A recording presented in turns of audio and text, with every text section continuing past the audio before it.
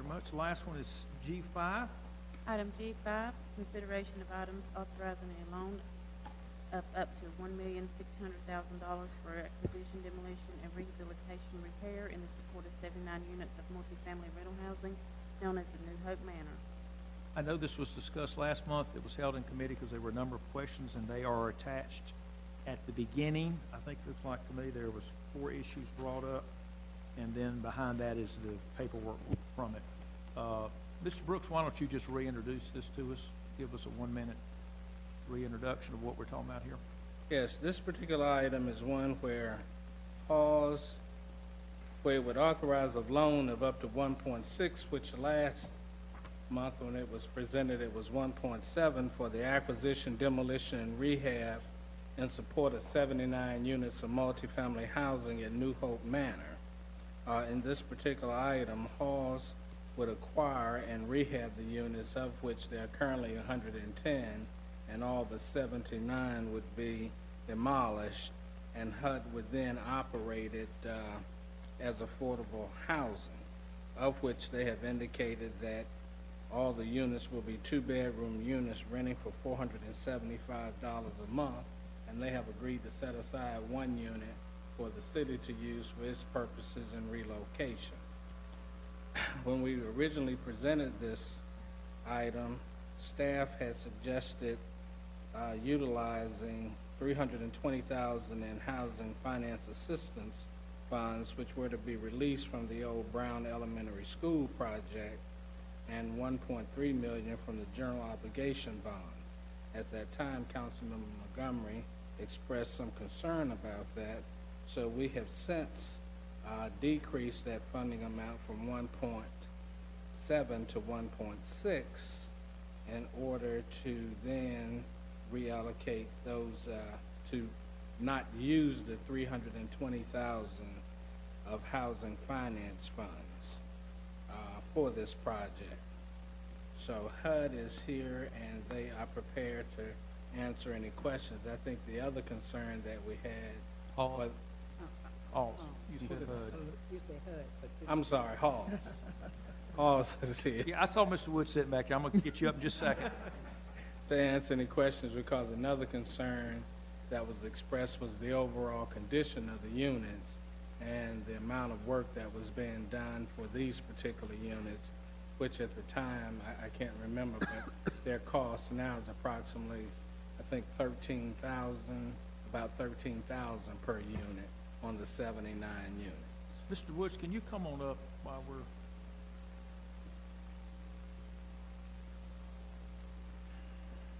There, if you give your name and address for the record, please, and then if you just want to take maybe 2 minutes if you want to summarize this project from your perspective. Yes, my name is Larry Wood, Chief Executive Officer for the Housing Authority of Winston-Salem. Address is 500 West 4th Street. Winston-Salem zip code is 27101. We have been trying to work with the existing owners and the bank. Our goal, because this project sits right in the middle of our choice neighborhood implementation grant area, we have applied for a $30 million grant, and our goal is to acquire this property, and if we're successful in receiving the grant, we would then, every resident that is in place with the lease would then be entitled to all the federal protection, which would be a voucher. There would be comprehensive supportive services that would be available to them, and they would have the ability to return to a brand new redeveloped northeast area, Cleveland Avenue. We have been answering as many questions as we can. We did receive and requested a copy of the city's deficiency report per apartment.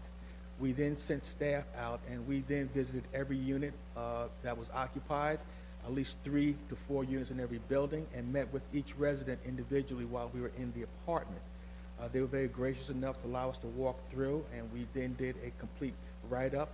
We then spent a few minutes with each resident to ask them about other problems that may have they're experiencing that we need to be aware of, and we included that in our scope of work. When we compared that to the deficiency report, we have found that our scope of work not only removes all the city deficiencies, but far exceeds what the minimum building code would require. So we're putting new appliances in every unit, we're refurbishing the cabinets, we're repairing or replacing hot water heaters and HVAC systems, improving the lighting, removing any deficiencies as relate to electrical work, etc. We also then met with the police department. We had a good meeting because we were concerned about the safety of the area. When I visited the area, there was an open drug market of people selling drugs running in and out of the vacant buildings. We recommended, and they also thought it was a good idea, is to demolish the vacant buildings. Also to clean up any type of overgrowth in the area where people could hide. So we're prepared to include that in our scope of work. We also said that we would put up additional lighting and install security cameras, and we would also hire off-duty officers. So we think we've done a great deal of work.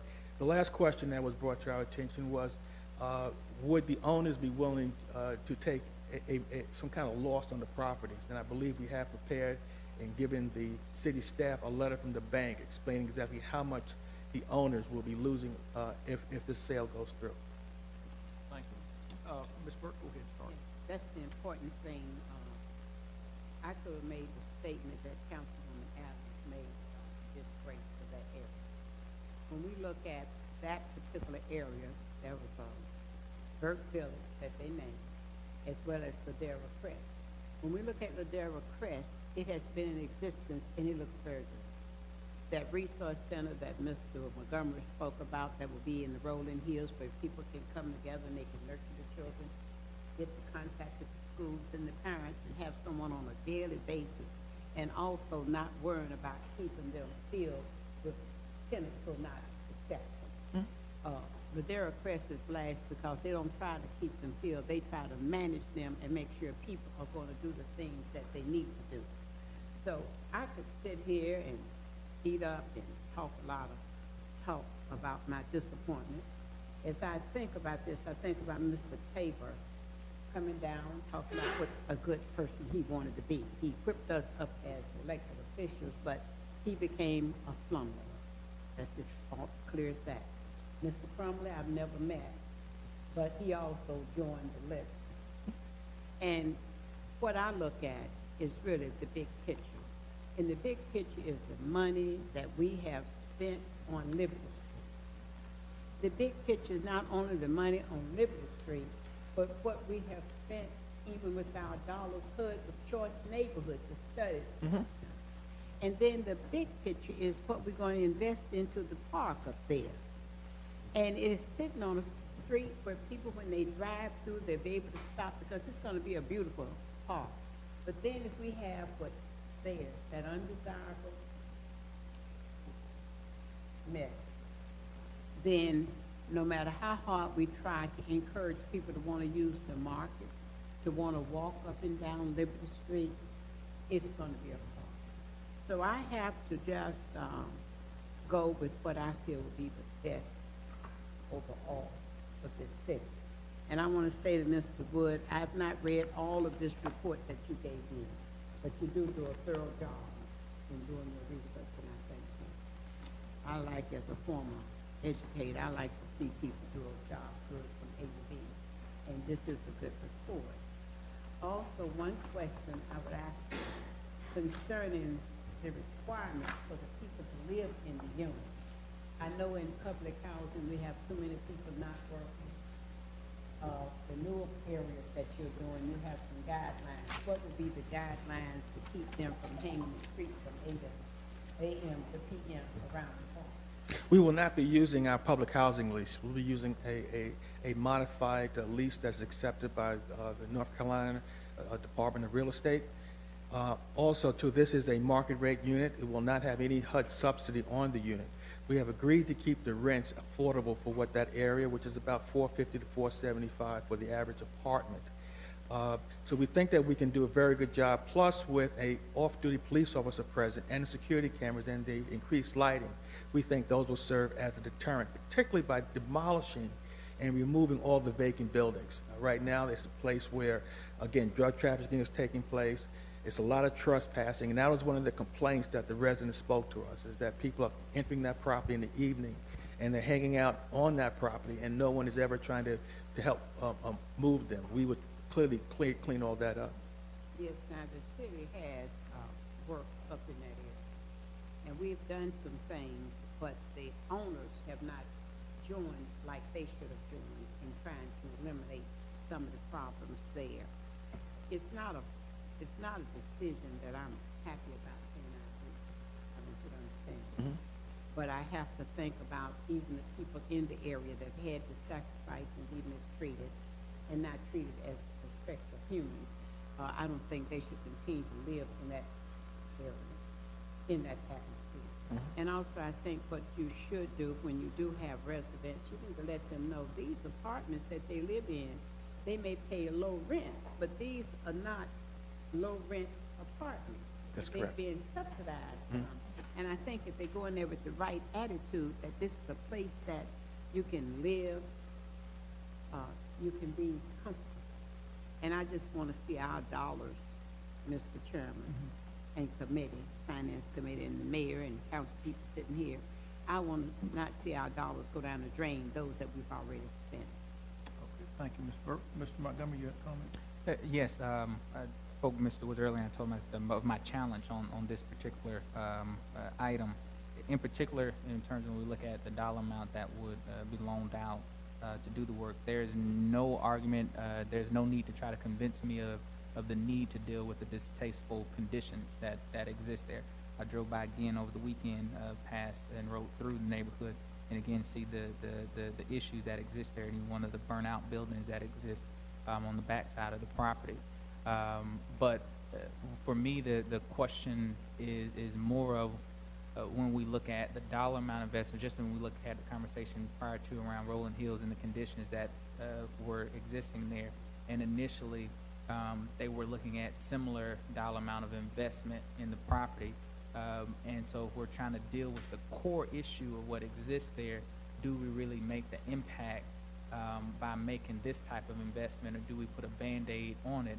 And if there are intentional desires for other uses for the property later, do we throw good money after bad by temporarily doing this, or is there a better way to deal with it? If it's a need to get control of the property for the long-range plan, how could we work towards doing that and finding different housing arrangements for individuals who live in the community? That's something that I'd personally be open to trying to help figure out, but not Band-Aiding what I would believe is Band-Aiding a problem that I think is going to need more than what's going to be invested into the property. And I don't know if you have any.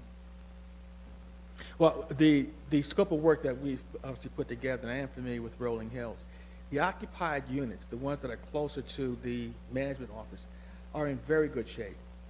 There are some slight plumbing problems. The biggest issue is that there is no maintenance going on in terms of tenant work orders. Tenants complain about HVAC units not working. Not that their plumbing is backing up, or there's leaking faucets or leaking roofs or the windows. There are some of that, but it's very minor. The biggest issue right now is with this heat. The management is telling them that if you want an air conditioning unit, you need to go out and buy your own air conditioning, and these residents can't afford that. The other biggest issue is safety. That is one of the biggest complaints. My biggest concern are the vacant buildings. What I don't want to see is the youngsters on that property begin to play in these vacant buildings, and just like over this past weekend, there was a fire. Luckily, no one was injured. That property really is a visual nuisance, and it's a hazard for the kids that are there. We believe that by demolishing those buildings, cleaning up the area, putting in security cameras, keeping those units that are occupiable in a lot better condition, that would meet, again, and surpass the minimum code requirement, that would attract working families to come and live there. And if we're able to get the HUD grant, it will be a win-win for everyone. Okay, and the question, and I'm asking Mr. Brooks, if this is one maybe for Mr. Brooks and City Attorney, and this is a condemnation question, particularly on vacant units that exist there that fail to meet our standard. Does this not fall into the ability for us to condemn and demolish? I know we can't do that for the entireness unit by unit, but if it meets that standard, does this not give us that authority, and based upon value, which would be based on, in terms of rental unit is how they would base value, so value would be based on unoccupied units, which is that a better method of dealing with the issue? I would hesitate to say it might be a better method, but in response to the question, yes, if you have a building and all of the units in the building are vacant, and it's determined that the building, the cost to repair in relation to the cost of that building would exceed 65%, then yes, the building would be in the demolition category and would be eligible under the city's definition and purview for demolition. One of the challenges that we've had is we have not been able to get into the units to thoroughly assess the condition other than the inspector. So, in terms of the stated cost to repair in relation to what the units look like, I can't tell you myself that that number is one that I would feel comfortable with. And in relation to, as you said, the previous project, which went from 13 to 42, there's a big difference. And if one were to believe all of the hype that's been voiced about the units, there could be some questions still. But until we were able to get in and do a thorough review ourselves, I just couldn't tell you categorically that we would be in agreement with that. Did you have a question? I did. Let me get him here. And my question goes to the purchase price. Now, I realize that the sellers are taking a $700,000 haircut, which they're not profiting by this, which I think is appropriate. But we're acting as a bank here. Was there an appraisal done on this property? We're going to be backing this loan, and do we really know what it's worth? I mean, this doesn't seem to me like it's an arm's length transaction. So how do we arrive at a purchase price? Yeah. Kevin, I'll have Kevin Cheshire, Vice President Development Attorney. Give your name and address, please, for the record. Yes, sir. Kevin Cheshire, General Counsel and Vice President of Real Estate Development for the Winston-Salem Housing Authority, 500 West 4th Street. I was just sharing with Mr. Woods when I was requesting documentation when we first assessing this transaction. There was an appraisal ordered by the bank. It was within the last 18 months. I think it was within the last 12 months, and it came back at 266. What was that? Do you know what type of an appraisal was it? Was it a cost appraisal? Was it a market appraisal? It was a market appraisal. Yes, sir. And I'll be happy to share that with council. I'd be curious to see that. Yes, sir. To me, that sounds. Can we get that included for the Monday night meeting? Yes, sir. I've got it electronically. I can just forward it to staff. Your best recollection was 2.66? I know that number is correct. Yes, sir. Okay. I just don't know when it was done. Okay, and what is the current purchase price? 1.9. 1.9. All right, thank you. Yes, We'll sir. get that, Mr. McIntosh, Ms. Burke.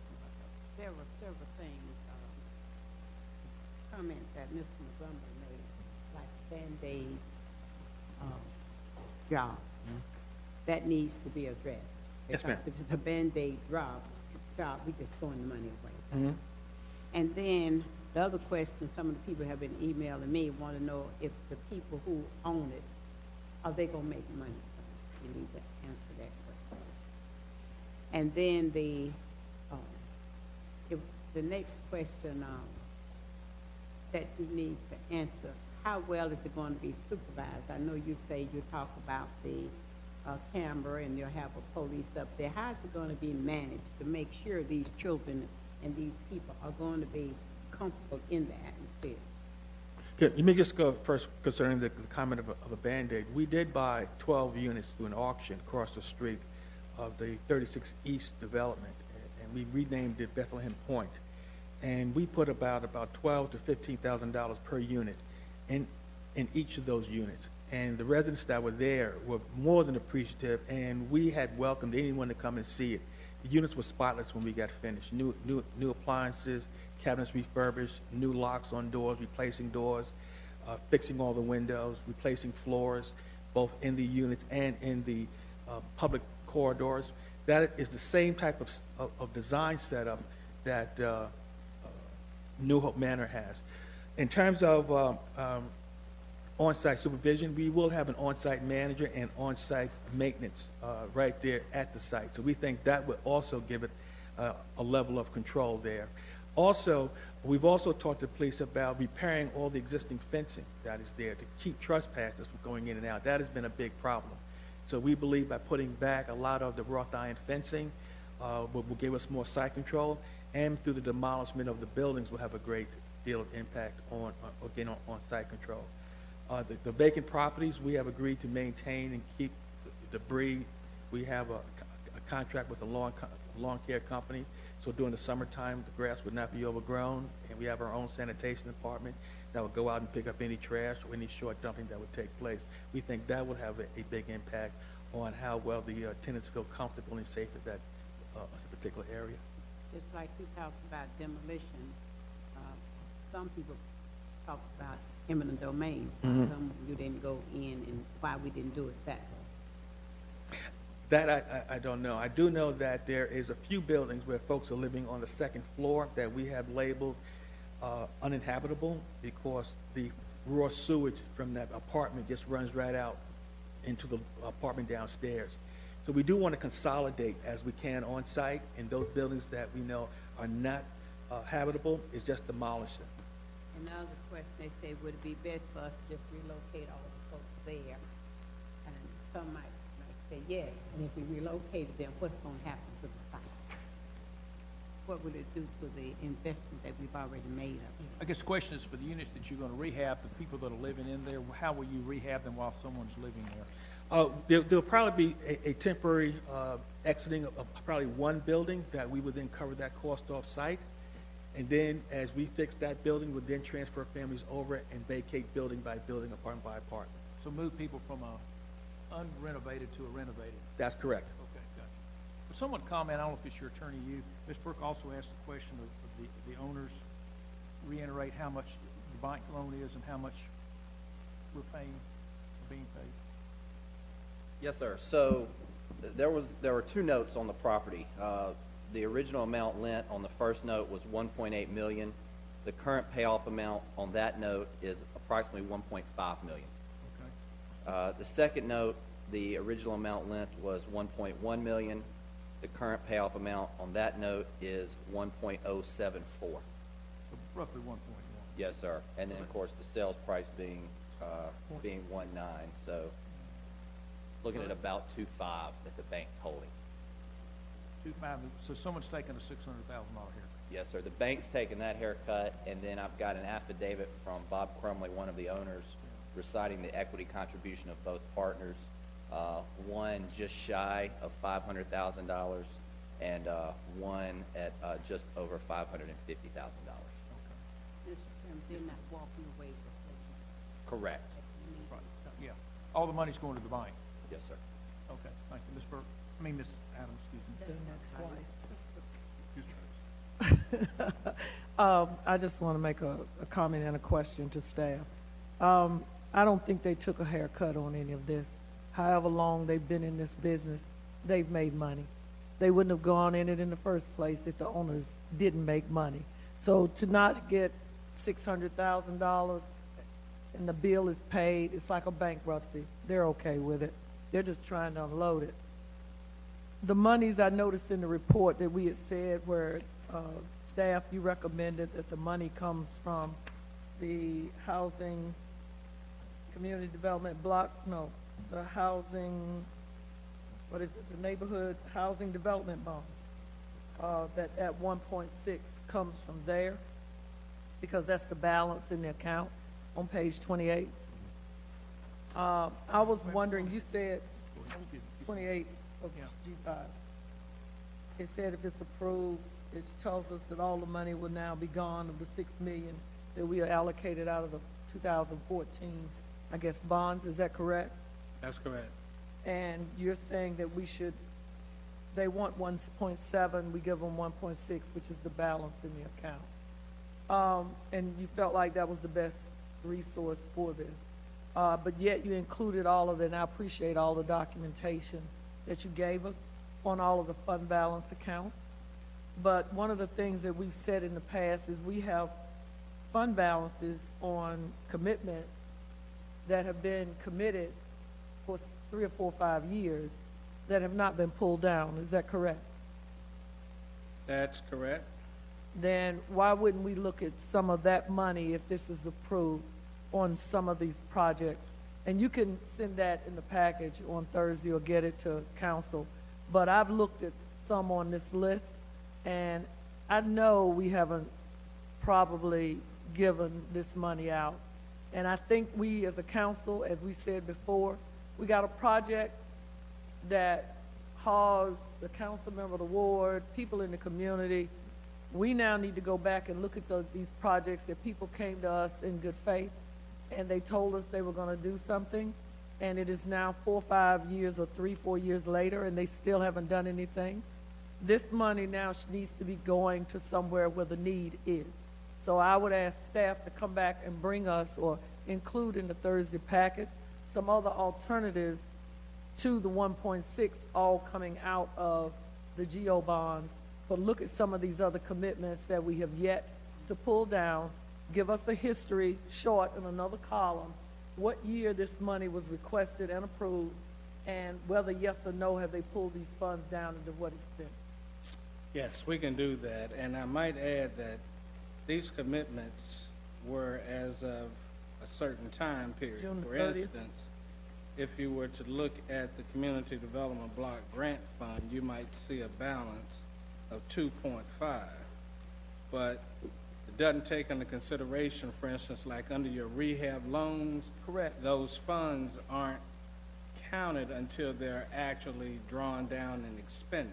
Correct. So you currently have at least 20, 25 contracts that are waiting to get started from contractors where funds have been obligated but can't be drawn down until the projects are finished. That will take that current 2.5 down another 500,000, and probably another 15 to 20 that you want to get under contract before the end of this year. So we can do what you've asked, and what would probably help if those anticipated projects and expenditures are added to this, so you can somewhat get a picture of today and proposed. So you know where I'm going with this? Yes, You know I where do. I'm going with this, don't you? Yes. Thank you. I am way over, so I would have Mr. Taylor raise his hand, then I would like to come with some resolution here. Go ahead. Yeah, thank you, Mr. Chairman. My questions will be brief. Mr. Brooks or Mr. Woods, how many of these properties are currently vacant? I know you talked about demolishing some of the vacant properties. So is there anyone who can speak to that? Currently, right now, we are proposing demolishing about almost 50 to 60 units. 60 units? Yes, some of the buildings are completely vacant, where it has been completely stripped of all copper, of all wiring, HVAC unit, appliances just removed. There are a few buildings that there may be 1 or 2 occupants in that we think is unsafe, and so we would like to consolidate and move those families into the portion that we're going to save, and then demolish those buildings completely because they have major plumbing problems. We explained to the city earlier that in our walkthrough, we found one unit where there's the inability for one of the apartments to cut the water off, and the water just runs right outside. I don't know who's paying the water bill, but it runs right outside. But because of that running water, when you go inside the unit, mold has grown up the wall to almost 6, 7 feet up the wall. We just finished an environmental contract. The contractor went out about a week ago. We just got the report in this afternoon, so we can share the environmental report done by a third-party certified environmental company. It'd be good to see that as well. There was a fire over the weekend, Yeah. what I understand. How many of those units were damaged? I'm not sure, but that building, I think, was one of the ones was slated to be demolished. It was not Okay, I was fully curious occupied. whether that was included in the number that were vacant. It was, the problem that we've been having, 50% of the units are occupied. It appears that only half of those have legal residence in terms of they have a lease. So there are a lot of squatters or trespassers who are living there right now. And I guess my overall question is, your willingness to purchase the property denotes to me that eventually you will see a return on your investment. I know you want to do the city a favor, work with the community in that area, but eventually you will see a return on your investment. I'm thinking with 60 plus units, however many were damaged in the fire, will we be able to recoup our investment if we've got so many units offline? Part of the recoupment is is based in some of the contract language, as Mr. Brooks stated. We are setting aside 1 unit. The value of that unit on an annual basis will be applied towards the principal. We also agreed to pay a minimum of a $10,000 a year pilot that will start, I think, in year 4. Again, in that payment will be going against the principal. And help me with that pilot. Is that payment in lieu of taxes? Payment in lieu of Okay. taxes. All right. If we're able to get the implementation grant, any outstanding debt owed to the city at that time would be satisfied as soon as we have a developer on board to develop that property back into home ownership or rental units. Okay. Thank May I suggest there are a few questions outstanding that we move this forward to the full committee without recommendation. And if the follow-up questions, one is, there seem to be some buckets of money that there's money in the bucket, but there's encumbrances against it or obligations against it, so a little more information there would be helpful. But can I get a motion, if there is one, to move it forward without recommendation? So moved. We have a motion second to move it forward without recommendation with Mr. Brooks coordinating additional information. Yes, sir. Just a point of clarity in reference to Councilmember Taylor's question around return on investment. Now, the long-term impact is that if, in fact, you're successful with receiving the Choice Neighborhood grant, that the entirety of the property will be demolished for new development. That's correct. Right, I just want that to be. Okay, we have a motion and a second to move forward without recommendation. All in favor say aye. Aye. Opposed? No. We have 3 in favor, 1 opposed. Mr. Taylor, what time would you like to start the public safety? Public safety will begin 6:30. 6:30. Thank you.